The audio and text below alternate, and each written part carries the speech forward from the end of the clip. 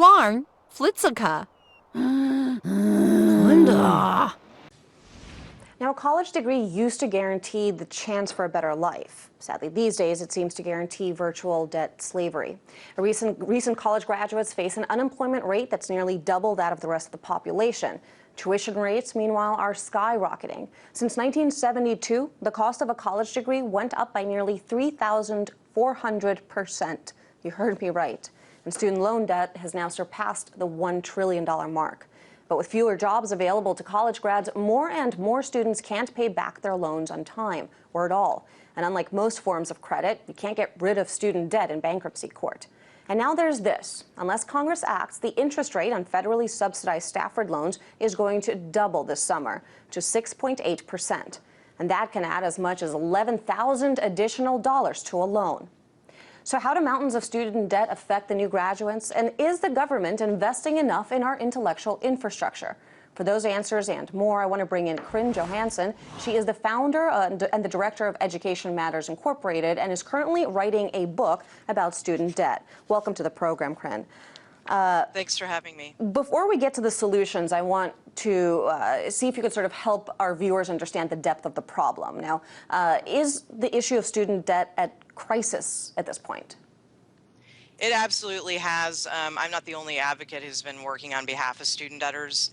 I've been doing this for nearly 3 years. I'm actually currently in Eureka, California, doing an investigative piece with a family here. And I think one of the key things, I'm glad that you mentioned the intellectual infrastructure too, but also the emotional toll that this takes on individuals is quite tremendous. And to keep it in perspective, there are currently 36 million Americans with outstanding federal loans.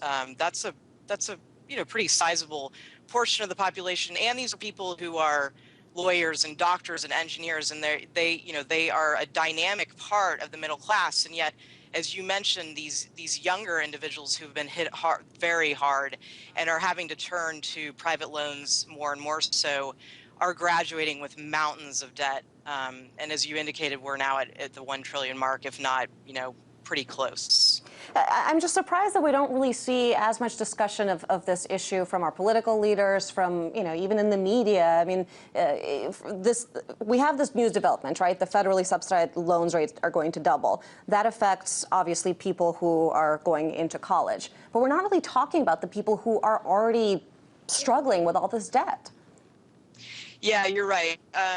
Because the truth is we're in an election cycle right now, and to credit the Obama administration, he did eliminate FELP, the middlemen, if you will, with Sallie Mae and so forth. But there isn't a lot of talk, I think, about the current borrowers, those who are not in school or who are prospective students, because they're not affixed to institutions anymore. I hate to be cynical, but the money isn't being funneled into the institutions, and so they're sort of left hanging. And there's also sort of this issue of, well, it's your own fault. That's a lot of discussion that I see constantly on the internet and elsewhere, which gets away from the point of, what do we think of higher education as a society? Because at one point it used to be a public good and something that we believed that we should invest in. But to credit, some politicians. And I'm sorry to interrupt you. I mean, what changed? You're right. Sure. It used to be a public good. We had the GI Bill. We had, massive sort of infrastructure helping people go to school. What changed? I mean, that's a really great question. It's a complex one. I don't think that you can point to one thing, but my sense is that it's sort of been the devaluation of the concept of higher education, and the idea that it's now gauged in terms of market value. And I understand that to a degree, because you see all these articles, and I know that you have, as many others have, about what is the value of a degree. And I get it. And, this is part of the problem. But I think that if you think about it on a larger scale, culturally and socially, is it really just about the so-called market value of a degree? Because a lot of people say, oh, well, you shouldn't have gone into the humanities. Waste of your money, your fault. Sorry, I think we're having some. Instead, you should have gone into engineering, or let's say some other. Sorry about that. Cutting out? Yeah, you are cutting out a little bit. I'm going to see if we can bring you back. Oh, there we go. You're back with us. All right, Sorry. keep going.